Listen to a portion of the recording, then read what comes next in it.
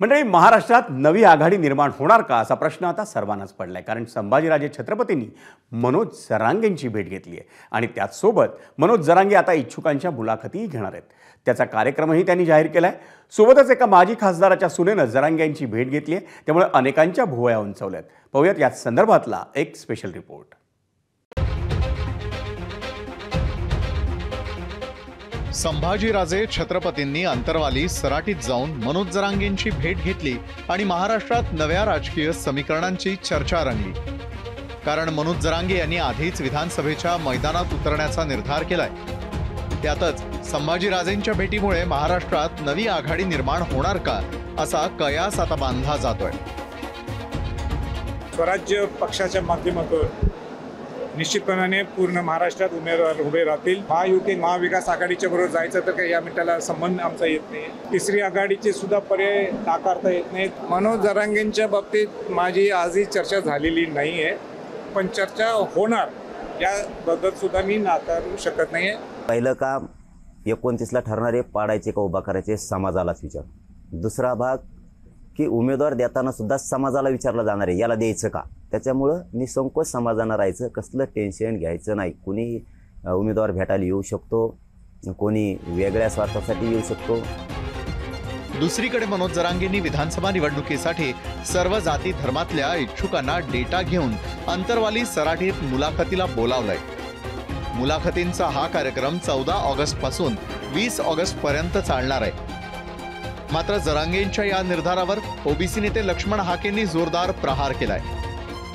14 August ते 20 August पर्यंत राज्यातल्या सगळ्या मतदारसंघातल्या बांधवांनी आंतरवालीकडे आपण आपला डाटा घेऊन यायचंय. 14 पासून त्याची सुरुवात 20 तारखेपर्यंत केली जाणार आहे.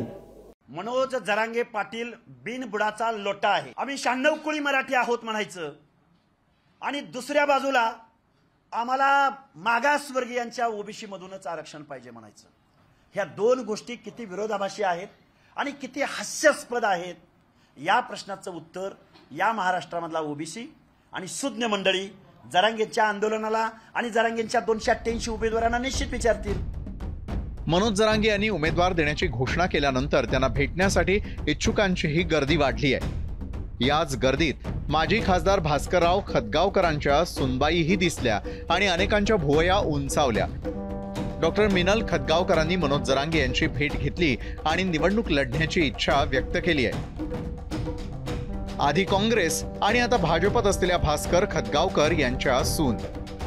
2019 सालापासून मिनल आमदारकीसाठी इच्छुक. अशोक चव्हाणांसोबत मिनल यांनी भाजपत प्रवेश केला. लोकसभेला भाजपकडून लढण्याची इच्छा, मात्र तिकीट मिळालं नाही. नांदेड जिल्हा परिषदेवरती मिनल निवडून आलेल्या होत्या. आठवड्याआधी अपक्ष लढण्याची घोषणा. आज घडीला अपक्ष उमेदवार म्हणून आम्ही प्रचाराची सुरुवात केलेली आहे. यापूर्वीही मी त्या मतदारसंघातून इच्छुक होते. नांदेड लोकसभा उमेदवार म्हणून देखील मी एक प्रमुख दावेदार होते आणि नायगाव विधानसभेतून अपक्ष उमेदवारी आम्ही दाखल करू आणि निवडणूक लढवू याबद्दल देखील आम्ही चर्चा मनोजदादा जरांगे यांच्याशी केली.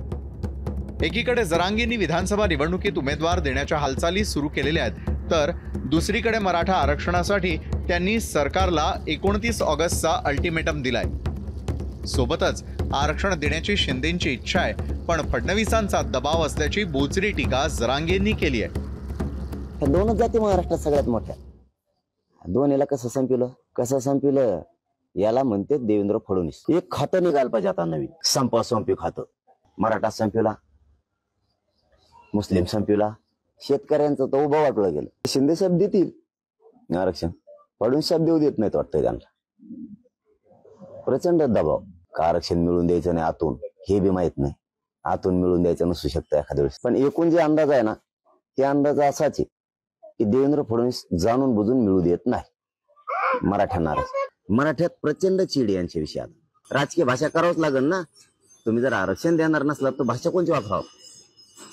तीच भाषा आहे. मग आता तुमच्या खुर्ची जी वे आमचं आरक्षण आहे, आम्ही मात्र त्यांची खुर्ची घालणार, 100% घालणार. एकीकडे जरांगेंचं अल्टिमेटम आणि दुसरीकडे संभाजीराजेंची भेट ही महाराष्ट्रातल्या नव्या समीकरणाची नांदी ठरणार का? लोकसभेला जसा जरांगे फॅक्टरनं महायुतीला फटका दिला, तसा विधानसभेच्या निकालावर जरांगे इफेक्ट होणार का, हे खरे प्रश्न आहेत. कृष्णा केंडेसह ब्युरो रिपोर्ट, एबीपी माझा. एबीपी माझा, उघडा डोळे बघा नीट.